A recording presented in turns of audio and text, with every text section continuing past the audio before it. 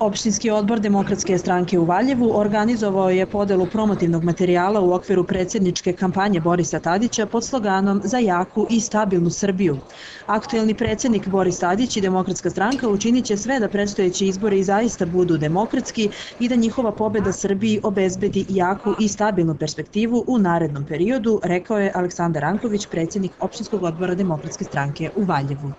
Kažem da smo mi ovdje u Valjevu izuzetno zadovoljni interesovanjem naših sugrađana za politiku Demokratske stranke, za politiku predsjednika Borisa Tadića i nadamo se da ćemo kao i u svim izbornim ciklusima u posljednjih 6 ili 7 godina od 2000. godine napraviti izuzetan rezultat i da ćemo doprineti pobedi Borisa Tadića na predsjedničkim izborima. Ovo je jedna prilika i da pozovem sve naše sugrađane da 20.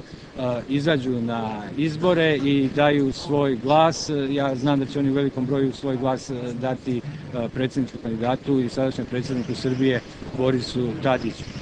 Tradicionalni novogodišnji koktel Demokratske stranke zakazan je za 11. januar u restoranu Šofer bar.